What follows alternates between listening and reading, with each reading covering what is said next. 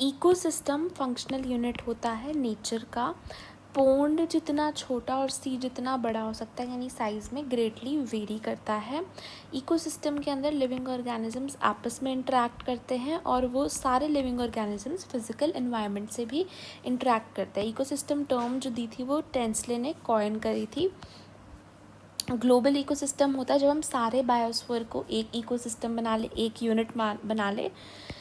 इसमें सारे local ecosystems include होते हैं। अब हम सारा ग्लोबल इकोसिस्टम साथ में नहीं पढ़ सकते थे, इसलिए हमने इसे डिवाइड कर दिया टेरेस्ट्रियल और एक्वेटिक के अंदर। टेरेस्ट्रियल के अंदर फॉरेस्ट, ग्रासलैंड, डेजर्ट आता है। एक्वेटिक के अंदर pond, lake, wetland, river, estuary आता है।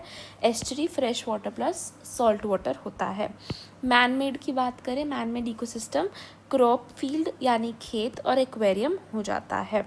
इसके बाद हम देखते हैं इस चैप्टर के अंदर इनपुट, आउटपुट और जो ट्रांसफ़र ऑफ एनर्जी है इसको देखते हैं और इनका आपस में रिलेशनशिप पढ़ते हैं। सबसे पहले स्ट्रक्चर की बात करेंगे। स्ट्रक्चर के अंदर अगर हम इकोसिस्टम की बात करें तो बायोटिक और एबायोटिक कंपोनेंट्स एक इकोसिस्टम के आपस में इंटरेक्ट करते हैं।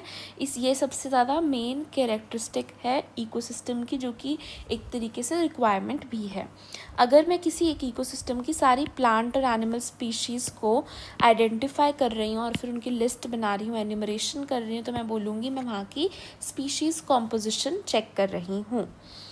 अब जो डिफरेंट स्पीशीज़ हैं वो डिफरेंट लेवल्स पे होते हैं, इसी को हम स्ट्रैटिफिकेशन कहते हैं। फॉर एग्जांपल एक फॉरेस्ट में ट्रीज सबसे बड़े होते हैं, then shrubs, then herbs and then grasses. ये एक स्ट्रैटिफिकेशन हो गई। अगर मैं बात कर रही हूँ इकोसिस्टम की, तो इकोसिस्टम अगर कोई है तो इकोसिस्टम के ये 4 कंपोनेंट्स हैं विच आर वेरी इंपॉर्टेंट उसमें होने चाहिए। First is productivity, decomposition, energy flow, nutrient cycling. I repeat, productivity, decomposition, energy flow, nutrient cycling. यानी कुछ प्रोड्यूस होना चाहिए और जो मरा हुआ है उसको डीकम्पोज होना चाहिए, एनर्जी का फ्लो होना चाहिए, यूनिडायरेक्शनल होता है, न्यूट्रिएंट साइक्लिंग होनी चाहिए। साथ ही साथ इसमें बायोटिक एबायोटिक इंटरेक्शन भी होती है। ये एक फीचर है और ये 4 इसके कंपोनेंट्स हैं। ठीक है, ये चारों कंपोनेंट्स की वजह से ही इकोसिस्टम एक यूनिट की तरह फंक्शन करता है। हम यहाँ पे पोंड का एग्जांपल ले रहे हैं जो कि एक छोटा सा इकोसिस्टम है जो कि सेल्फ सस्टेनेबल है, एक शैलो वाटर बॉडी है। यहाँ पर एबायोटिक कंपोनेंट के नाम पर पानी मिलेगा आपको, इनऑर्गेनिक और ऑर्गेनिक न्यूट्रिएंट्स इसमें घुले हुए होंगे। रिच सॉयल होगी जो कि बॉटम पे डिपॉजिटेड होगी। सोलर इनपुट मिलेगा, टेम्परेचर भी वेरी करेगा, डे लेंथ भी वेरी करेगी, क्लाइमेटिक कंडीशंस भी वेरी करेगी। इन सब के बेसिस पे ये सारे जो फैक्टर्स हैं ये सब रेगुलेट करते हैं कि किस रेट पे आपका पूरा पॉन्ड फंक्शन करता है। सेकेंड है यहाँ पे ऑटोट्रॉफ्स या प्रोड्यूसर्स के नाम पे आपको फाइटोप्लैंक्टन, एल्गी और प्लांट्स मिलेंगे। प्लांट्स 3 तरीके के हो सकते हैं, फ्लोट करते हुए पानी में, सबमर्ज्ड और मार्जिनल।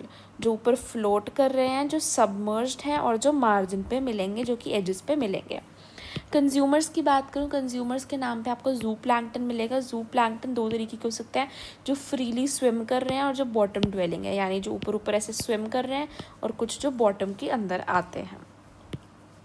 फिर डीकम्पोजर्स के नाम पे आपको बॉटम के अंदर फंजाई, बैक्टीरिया और फ्लैजेलेट्स मिलते हैं। अगर मैं बात करूँ, ये जो आपका पॉन्ड है ये सिस्टम है जो कि सारे फंक्शंस को परफॉर्म कर रहा है जो एक इकोसिस्टम करता है। फॉर एग्जांपल यहाँ पे that is conversion of inorganic into organic material with the help of radiant energy of the sun by the autotrophs. और जो ऑटोट्रॉफ्स का खाना है वो हेटरोट्रॉफ्स खा भी रहे हैं, डीकम्पोजिशन भी हो रहा है, मिनरलाइजेशन भी हो रहा है। ठीक है, यूनिडायरेक्शनल फ्लो हो रहा है और हायर ट्रॉपिक लेवल की तरफ यूनिडायरेक्शनल फ्लो होता है। लोअर से हायर की तरफ जो है एनर्जी का फ्लो होता है और यहाँ पे हीट के फॉर्म के अंदर एनर्जी लूज भी होती है। इसके बाद आता है प्रोडक्टिविटी। एक constant input of solar energy is the basic requirement किसी भी इकोसिस्टम को, ताकि वो अच्छे से फंक्शन कर पाए। प्राइमरी प्रोडक्शन होता है कि एक प्लांट्स ने फोटोसिंथेसिस कर करके कितना अमाउंट ऑफ बायोमास प्रोड्यूस करा in a particular area in a particular time, तो ये उनकी प्राइमरी प्रोडक्शन हो जाती है। बायोमास यानी लिविंग मास। इसको हम एक्सप्रेस करते हैं in the terms of weight, है ना, ग्राम पर मीटर स्क्वायर या फिर एनर्जी के फॉर्म में भी कर सकते हो, कैलोरी पर मीटर स्क्वायर। अगर मैं बात करूँ बायोमास जिस रेट से प्रोड्यूस हो रहा है वो प्रोडक्टिविटी होता है। इसका यूनिट हो जाएगा ग्राम पर मीटर स्क्वायर पर ईयर, कैलोरी पर मीटर स्क्वायर पर ईयर। ये दोनों यूनिट्स यूज़ होते हैं जब हम इकोसिस्टम्स का आपस में कंपैरिजन कर रहे होते हैं। प्रोडक्टिविटी आपके दो तरीके की हो सकती है, GPP, NPP, gross primary productivity, net primary productivity. Plants जितना ज़्यादा प्रोडक्शन कर रहे हैं जितनी रेट पे, वो सारा आपकी ग्रोस में आता है, जितनी भी उन्होंने टोटल करी। अब जितनी वो टोटल प्रोडक्शन कर रहे हैं उसमें से खुद के लिए भी तो वो कुछ यूज़ कर रहे हैं, बच तो फिर यही वाली रही है ना आपके पास। अब जो बच रही है वो एनपीपी है, यानी फॉर एग्जांपल ये आपके पास जीपीपी थी पूरी, ठीक है, इसमें से ये उन्होंने अपने लिए यूज़ किया आर, जो अब बच गया ये वाला एरिया इज़ एनपीपी, ठीक है। I hope it's clear. GPP minus R is NPP, और एनपीपी वो अवेलेबल बायोमास है जो कि हेटरोट्रॉफ्स के लिए बचता है। जीपीपी वो था जो टोटल था, जो ऑटोट्रॉफ्स का भी था और हेटरो का भी था। सेकेंडरी प्रोडक्टिविटी की बात करूँ तो फिर रेट ऑफ फॉर्मेशन ऑफ जो नया ऑर्गेनिक मैटर, हेटरोट्रॉफ्स ने उनको खाया ऑर्गेनिक मैटर को, और जो उनकी बॉडी में नया ऑर्गेनिक मैटर बन रहा है उसका rate of formation secondary productivity होता है। इसके अलावा हम यहाँ पर देखते हैं कि जो प्राइमरी प्रोडक्टिविटी है वो किस किस फैक्टर पर डिपेंड करती है। वो डिपेंड करती है कौन सी प्लांट की स्पीशीज़ थी, ठीक है, उस पर्टिकुलर एरिया में, वहाँ के एनवायरमेंटल फैक्टर्स कैसे थे, वहाँ पे न्यूट्रिएंट्स कितने मिल रहे थे, प्लांट की फोटोसिंथेटिक कैपेसिटी कितनी थी। इसलिए हर इकोसिस्टम की प्रोडक्टिविटी डिफरेंट हो सकती है। अगर हम बात करें ओशियंस की क्यों इतनी कम होती है, हम यहाँ देखेंगे क्यों कम होती है। देखो टोटल ना 170 बिलियन टन्स हमारी annual net primary productivity NPP है पूरे बायोस्फीयर की, जिसमें से 55 बिलियन टन्स ओशन की है, जबकि ओशन 70% लैंड 70% एरिया कवर करता है हमारी अर्थ का। फिर भी उसकी प्रोडक्टिविटी इतनी कम है अगर हम टोटल के अकॉर्डिंग देखें। और लैंड की 115 बिलियन है जो बच गया, राइट। लैंड सिर्फ 30% एरिया कवर करे। ऐसा क्यों है कि ओशंस में इतनी कम है, ऐसा क्यों है, उसके लिए रीजंस है। लिमिटेड लाइट आ रही है पानी के अंदर, डीप न्यूट्रिएंट की लिमिटेशंस होती है, डाइल्यूशन इफेक्ट और टेम्परेचर का इफेक्ट, ठीक है ना। इसके बाद हम देखते हैं डीकम्पोजिशन क्या होता है। जब कॉम्प्लेक्स ऑर्गेनिक मैटर को डीकम्पोजर्स तोड़ कर इनऑर्गेनिक सिंपल इनऑर्गेनिक सब्सटेंसेस में कन्वर्ट कर देते हैं, वही आपका डीकम्पोजिशन कहलाता है। फॉर एग्जांपल यहाँ पे CO2, वाटर और न्यूट्रिएंट्स की मैं बात कर रही हूँ, इनऑर्गेनिक सब्सटेंस जिसमें इन्होंने कन्वर्ट करा, ठीक है। अब जो कॉम्प्लेक्स ऑर्गेनिक जो उन्होंने लिया, उनका रो मटेरियल डेट्राइटस होता है। डेट्राइटस क्या होता है, डेड प्लांट रिमेन्स भी हो सकता है, लीव्स, बाग्स, फ्लावर्स, ठीक है, या फिर एनिमल का डेड रिमेन या फिर फीकल मैटर भी हो सकता है। फिर हम बात करते हैं अर्थवॉर्म की। अर्थवॉर्म जो है यही ब्रेक डाउन करता है कॉम्प्लेक्स ऑर्गेनिक मैटर का या मैटर का, और सॉइल को लूज भी करता है, लूजनिंग करता है, इसीलिए इसको फार्मर्स फ्रेंड हम कहते हैं। अगर हम डीकम्पोजिशन करा रहे हैं तो उसके अंदर कौन कौन से स्टेप्स होने चाहिए। फ्रेगमेंटेशन यानी चीज़ों का टूटना, लीचिंग यानी उनका ज़मीन में समा जाना, मिट्टी में समा जाना, कैटाबॉलिज्म अगर केमिकल्स के साथ किसी को तोड़ा जा रहा है, ह्यूमिफिकेशन अगर ह्यूमस इकट्ठी हो रही है, राइट। इनकी कोई सीक्वेंस नहीं होती, जस्ट रैंडमली होते हैं। इसके अलावा एक मिनरलाइजेशन भी है, वो यहाँ पे ना थोड़ा कट गया, नीचे मिनरलाइजेशन भी आएगा, ठीक है। 5 होते हैं बट इनका कोई सीक्वेंस नहीं होता। यहाँ पे हम समझते हैं होता क्या है। डेट्राइटिस जो होता है आपका, उसको डेट्रिटिवोर्स छोटे छोटे पार्टिकल्स में तोड़ देते हैं। फॉर एग्जांपल अर्थवॉर्म, इन्होंने इसको छोटे छोटे पार्टिकल्स में तोड़ दिया, इसी को हमने फ्रेगमेंटेशन बोला। अब जब इन्होंने तोड़ा तो कुछ ऐसा हो सकता है ना, जैसे लीफ था उसको तोड़कर कुछ ऐसा बन गया जिसमें से कुछ पार्टिकल्स जो थे वो तो पूरे तरीके से टूट गए, यानी इनऑर्गेनिक न्यूट्रिएंट्स ही बन गए जो कि पानी में सॉल्युबल होते हैं। वो तो ना मिट्टी में प्रेसिपिटेट कर गए, यानी अनअवेलेबल सॉल्ट बन गए, जिसे हम लीचिंग बोल दिया। अब जो कुछ डेट्राइटस ही था बस छोटा हो गया, यानी वो इनऑर्गेनिक न्यूट्रिएंट में सिंप्लीफाई नहीं हुआ, उसको क्या होगा, उसके ऊपर बैक्टीरियल और फंगल एंजाइम्स आएंगे और वो कैटाबॉलिज्म कराकर उसका इनऑर्गेनिक सब्सटेंस बना देंगे। इसके अलावा बात करें ह्यूमिफिकेशन क्या होता है, जब डार्क कलर का एमोर्फस सब्सटेंस एक जगह पे एक्यूमुलेट हो जाए, क्योंकि हमारे पास ह्यूमस होता है, तो हमने उसे बोल दिया ह्यूमिफिकेशन। अब जो ह्यूमस है ना, ये रेजिस्टेंट होता है माइक्रोब्स को, यानी माइक्रोब्स के रेजिस्टेंट होता है। अब ऑब्वियसली अगर वो माइक्रोब्स के रेजिस्टेंट है तो उसकी डीकम्पोजिशन रेट भी स्लो हो जाएगा, क्योंकि माइक्रोब्स तो करते हैं।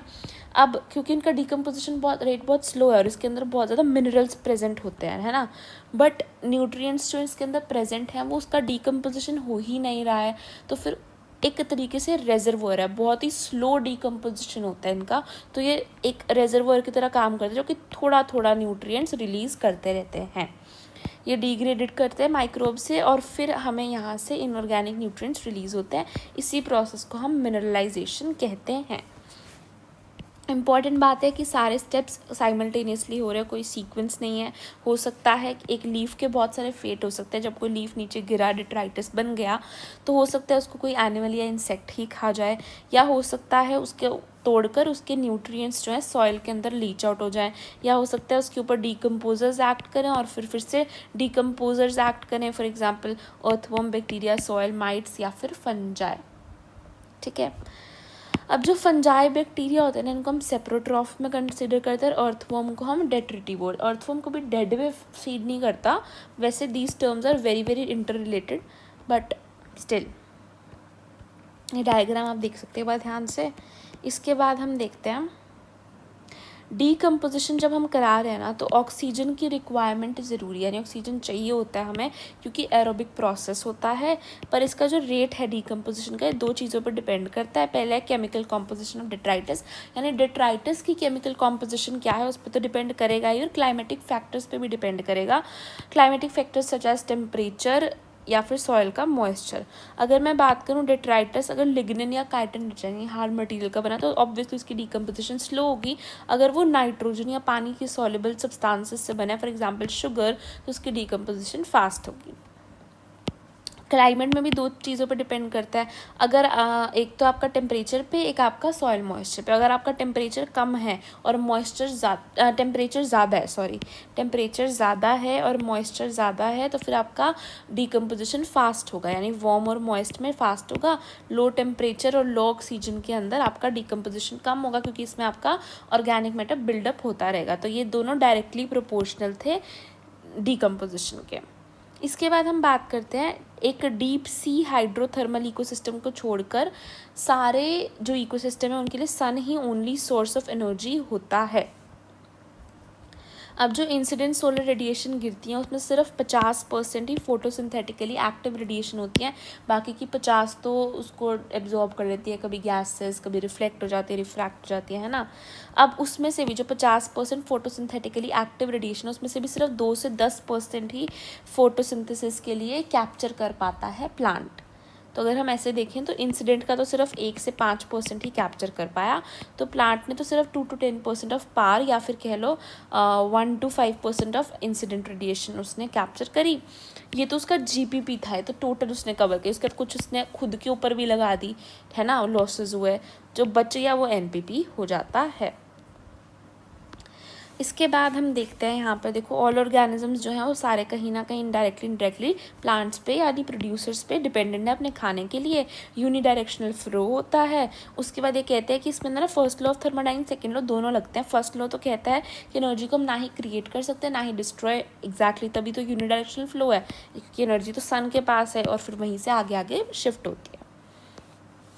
दूसरा लॉ ये कहता है कि हमें कांस्टेंट ना सप्लाई देनी पड़ती है एनर्जी की, ताकि जो हम बनाना चाहते हैं वही मॉलिक्यूल बने, क्योंकि यूनिवर्स की टेंडेंसी होती है जो हम बनाना चाहते हैं उसका उल्टा करने की। तो उस उल्टे को अगर मुझे काउंटर बैलेंस करना है तो फिर मुझे सीधा जाने के लिए और एनर्जी चाहिए होगी, तो वही एनर्जी हम हीट की फॉर्म में लूज़ कर देते हैं। फॉर एग्जाम्पल हमें पता है जैसे मानो प्लांट के पास 100 किलो जूल्स है, तो अगली जो बंदा उसे खाएगा उसके पास सिर्फ 10 किलो जूल्स ही जाती है एनर्जी, बिकॉज ओनली 10% एनर्जी जो होती है वो ट्रांसफ़र होती है, बाकी सारी लॉस हो जाती है। और 1% सन से तो सिर्फ 1% ही आती है प्लांट्स के पास, बाकी 10% ऐसे शिफ्ट होती है, बाकी 90% लूज़ हो जाती है। ठीक है, इसके बाद हम एक टर्म पढ़ते हैं standing state standing crop. Standing crop का मतलब क्या होता है? स्टैंडिंग क्रॉप की अगर मैं बात करूं तो वो है कि एक ट्रॉफिक लेवल, एक स्पेसिफिक ट्रॉफिक लेवल के अंदर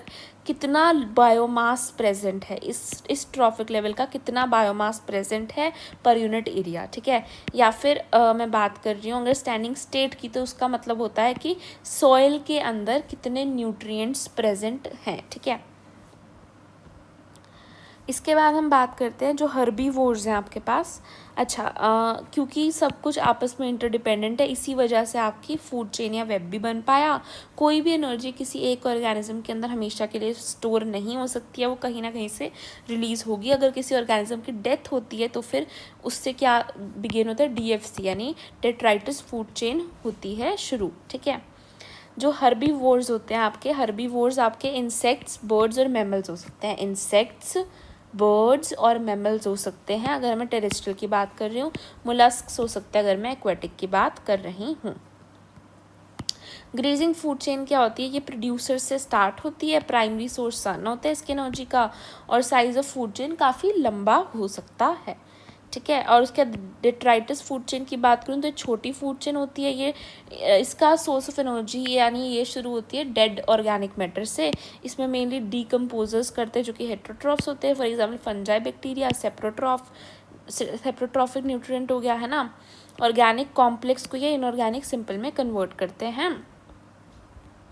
अगर मैं बात कर रही हूँ एक्वेटिक सिस्टम में, एक्वेटिक सिस्टम के अंदर GFC ही मेजर रोल प्ले करता है एनर्जी को फ्लो करने में। एनर्जी के फ्लो में सिर्फ मेनली GFC यानी ग्रेजिंग फूड चेन काम करती है। टेरेस्ट्रियल की अगर मैं बात कर रही हूँ यानी लैंड पे DFC ज़्यादा बड़ा रोल प्ले करती है GFC से, ठीक है। इसके बाद आता है some of the organisms of DFC are prey to the GFC animal and in natural ecosystem. For example इसीलिए DFC और GFC आपस में कनेक्ट भी हो जाती है। कभी कभी क्या होता है ना, ये अर्थवॉर्म यानी जो डेट्राइटस ने जिस पे फीड करना था ना वही किसी का प्रे था, तो क्या हुआ, डेट्राइटस ने इस पे फीड किया, ठीक है।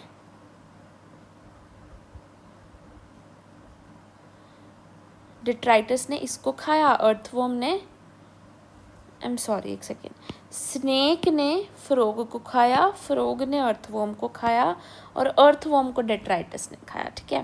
तो जब ऐसे कनेक्ट हो जाती है DFC और GFC, ऐसा भी हो सकता है। इसके बाद एक कंट्रोवर्सी आती है जो कि आपके पास आती है कि कुछ एनिमल्स तो ओमनीवोरस होते हैं, है ना। कुछ एनिमल्स ओमनीवोरस होते हैं, तो उनको हम कहाँ पे प्लेस करें फूड चेन के अंदर, है ना। उनको कहाँ पे प्लेस करा जाए? यहाँ पर। तो ट्रॉफिक लेवल होता क्या है देख लेते हैं कि वो क्या न्यूट्रिशन यानी उनका सोर्स ऑफ न्यूट्रिशन क्या है, उसकी बेसिस पे हम उसको प्लेस कर सकते हैं ट्रॉफिक लेवल पे। फॉर एग्जांपल प्रोड्यूसर को प्राइमरी कंज्यूमर ने, फिर सेकेंडरी कंज्यूमर, फिर टर्जरी ने। यहाँ पे हमने इसे फर्स्ट ट्रॉफिक लेवल बोला, सेकंड, थर्ड एंड फोर्थ। यहाँ पे प्लांट्स है, यहाँ पे आपके पास हर्बीवोर्स है, यहाँ पे कार्निवोर, यहाँ पे टॉप कार्निवोर, ठीक है। इनको आगे कोई नहीं खाता क्योंकि एनर्जी लॉस की वजह से, है ना। मैनलाइन, यहाँ का बर्ड्स, फिशेस, वुल्व्स, यहाँ का जू प्लैंक्टन, ग्रास होपर, काओ, यहाँ पे phytoplankton, grass, tree, herbaceous, woody plants, algae, है ना। इसके बाद की अगर मैं बात करती हूँ तो हमें यहाँ पे मिलता है organisms at each trophic level depends on those at the lower. जो लोअर ट्रॉफिक लेवल पे उन पे वो डिपेंड करता है फॉर देयर एनर्जी डिमांड्स, ठीक है। हर एक ट्रॉफिक लेवल जो होता है उसका एक स्टैंडर्ड सर्टेन मास होता है, उसी को हम स्टैंडिंग क्रॉप बोल देते हैं। फ्रेश और ड्राई वेट हम यहाँ पर लेते हैं। The number of trophic levels in the grazing food chain is restricted as the transfer of energy follows 10% law. ये बहुत इंपॉर्टेंट लाइन थी जो मैं आपको ऑलरेडी बता चुकी हूँ। ये डायग्राम देखिए, सन से कुछ उड़ी, फिर यहाँ पे आई, फिर कुछ उड़ी, फिर नेक्स्ट पे उड़ी, नेक्स्ट पे उड़ी, नेक्स्ट पे, एंड यहाँ पे हर चीज़ को डिकम्पोज किया, यहाँ पे भी डिकम्पोज किया, उड़ी, डिकम्पोज किया, उड़ी, डिकम्पोज किया, उड़ी, डिकम्पोज किया, उड़ी, ठीक है ना। फिर लास्ट आता है बस इकोलॉजिकल पिरामिड्स। ये 3 तरीके के हो सकते हैं, पिरामिड ऑफ नंबर, बायोमास और पिरामिड ऑफ एनर्जी, ठीक है। इसमें आपको ना मेनली यही करना है, कोई भी आपको कैलकुलेशन करनी है तो आपको उस ट्रॉफिक लेवल के सारे ऑर्गेनिजम्स को इंक्लूड करना है। कोई भी जनरलाइजेशन आपकी फेल हो जाएगी। अगर आपको उसे ट्रू करना है तो आपको सारे के सारे इंडिविजुअल्स को लेना पड़ेगा एक ट्रॉफिक लेवल के अंदर, ठीक है। इसके बाद आता है ऑल्सो गिवन ऑर्गेनिज्म में ऑक्यूपाई मोर देन वन, हाँ ये देखो एक कंट्रोवर्सी आ गई कि एक given organism more than one trophic level को भी बिलोंग कर सकता है, तो फिर इससे हमें प्रॉब्लम आती है कि मुझे कहाँ पर प्लेस करें, ठीक है ना। इसके बाद हम देखते हैं, देखो यहाँ पर, ठीक है, इसके बाद हम ये देखते हैं पिरामिड ऑफ नंबर की मैं बात कर रही हूँ। तो ग्रासलैंड में अपराइट आता है, एक्वेटिक में भी अपराइट आता है नंबर का, ट्री और फॉरेस्ट वाले में स्पिंडल या फिर इन्वर्टेड आता है, स्पिंडल आपने best option. Pyramid of biomass की मैं बात कर रही हूँ, बायोमास की, ठीक है, बायोमास की, तो ग्रासलैंड में वो भी अपराइट आएगा, एक्वेटिक में इन्वर्टेड आता है, ये बड़ी इंपॉर्टेंट बात है क्योंकि जो फाइटोप्लैंक्टन का जो बायोमास है बहुत कम होता है इसलिए, ठीक है। पिरामिड ऑफ एनर्जी हमेशा ही अपराइट आता है, चाहे कोई भी केस हो जाए हमेशा अपराइट आएगा। Pyramid of energy always upright, ठीक है। पिरामिड ऑफ नंबर की मैं बात कर रही हूँ तो ग्रासलैंड के अंदर अपराइट, एक्वेटिक में अपराइट, ट्री और फॉरेस्ट में स्पिंडल या inverted. Pyramid of biomass grassland का अपराइट, एक्वेटिक का इन्वर्टेड, और pyramid of energy always upright, ठीक है ना। इसके बाद मैं बात करती हूँ लिमिटेशंस क्या है इकोलॉजिकल पिरामिड की, तो ये हैं, जो एक स्पीशीज़ है वो 2 लेवल्स को भी बिलोंग कर सकती है, यानी एक से ज़्यादा लेवल को बिलोंग कर सकती है, और जो फूड चेन होती है वो एग्जिस्ट असल में तो करती नहीं है, नेचर में तो हमने बना ली फूड चेन, असल में there is no food chain, सिर्फ फूड वेब होता है। और no place for saprophytes, saprophytes कितना इंपॉर्टेंट मेजर रोल प्ले करते हैं, फिर भी उनको कोई जगह ही नहीं दी गई। इसके बाद यहाँ पर समरी है, ये समरी ज़रूर रीड करना, वेरी इंपॉर्टेंट, सारा चैप्टर आपको क्लियर हो जाएगा, ठीक है। एक चीज़ यहाँ पे एक्स्ट्रा लिखी है, मैं बता देती हूँ। अगर आपके पास आ जाए डीकम्पोजिशन के अंदर कितने प्रोसेसेस लगे, 3, हमने पता है वही 3 को करना है, फ्रेगमेंटेशन, लीचिंग और कैटाबॉलिज्म को, इन तीनों को करना है। मिनरलाइजेशन और ह्यूमिफिकेशन अलग है ना। इसके बाद मैं बात कर रही हूँ न्यूट्रिएंट साइक्लिंग की। न्यूट्रिएंट साइक्लिंग क्या होता है, न्यूट्रिएंट साइक्लिंग 2 तरीके की हो सकती है, गैसियस और सेडिमेंट्री। अगर आपका गैसियस के अंदर, अगर गैस में ही न्यूट्रिएंट साइकिल हो रहा है तो एटमॉस्फेयर जो है आपका वो रिजर्वोयर की तरह काम करेगा। फॉर एग्ज़ाम्पल एटमॉस्फेयर या फिर पानी आपका काम करेगा रिजर्वोयर के अंदर, फॉर एग्ज़ाम्पल कार्बन, ठीक है। कार्बन की जब न्यूट्रिएंट साइक्लिंग चलती है तो फिर वो गैसियस होती है, यानी एटमॉस्फेयर या पानी रिजर्वोयर की तरह एक्ट करता है कार्बन के। सेडिमेंट्री वो जहाँ पे अर्थ की क्रस्ट रिजर्वोयर की तरह काम कर रही है, फॉर एग्ज़ाम्पल फॉस्फोरस की जो साइकिल होती है उसमें आपका अर्थ की क्रस्ट काम करती है। कार्बन की साइकिल गैसियस होती है, यानी कि उसमें एटमॉस्फेयर या हाइड्रोस्फेयर आपका रिजर्वोयर की तरह एक्ट करता है। सेडिमेंट्री यानी अर्थ की क्रस्ट, फॉर एग्जांपल फॉस्फोरस, ठीक है, दैट्स इट। उसके अलावा एक लास्ट पॉइंट है, इकोसिस्टम के जो भी प्रोसेसेस हुए हमने देखे, उनके जो प्रोडक्ट मिलता है उसको हम इकोसिस्टम सर्विस कहते हैं। इकोसिस्टम में जो भी प्रोसेसेस हो रहे हैं, चाहे डीकम्पोजिशन है, प्रोडक्शन है, एवरीथिंग है ना, साइकिल है, energy, flow of energy, inter relation, सब कुछ जितना भी प्रोसेसेस हो रहे हैं, इन सब की जो प्रोडक्ट आ रहा है वो इकोसिस्टम की सर्विस है। For example purification of air, water and forest, ठीक है। That's it, thank you for watching.